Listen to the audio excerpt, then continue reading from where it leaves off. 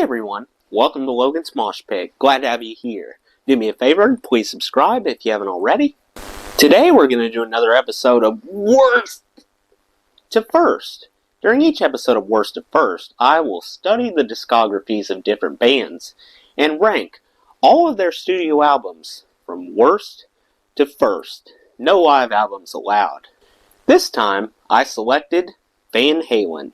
As of 2023, they have compiled 12 studio albums. Once the countdown gets underway, I will mention the name of each album, when it was released, and my favorite song on there.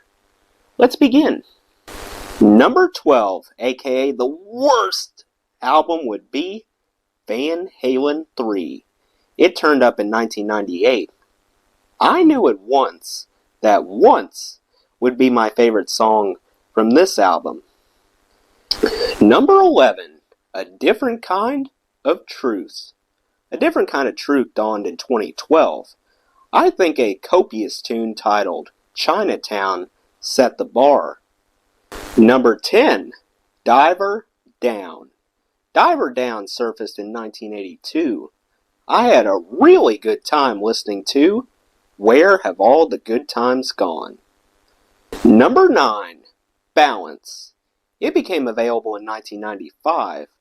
I love the track Can't Stop Lovin' You to the Moon and Back.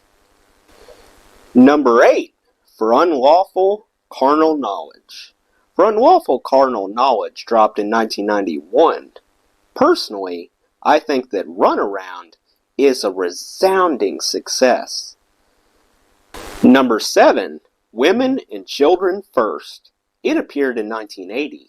My top track off of this album is the fabulous Fools. Number 6, Fair Warning. Fair Warning was finished in 1981. The unbelievably good Unchained is my go-to tune on this album. Number 5, OU 812. It arrived in 1988. Naturally, I had to pick AFU Naturally Wired as my top track from this album. Number 4, 1984. Gee, wonder when it came out. Drop Dead Legs definitely stood out the most. Number 3, 5150. 5150 materialized in 1986. I'm totally obsessed with a scorching song called Summer Nights. Number 2, Van Halen 2. It was released in 1979. You just can't beat the legendary Light Up the Sky. Number 1, Van Halen. First wasn't the worst for them by any means. Van Halen emerged in 1978. Few would argue that any Van Halen record lacks at least one great song.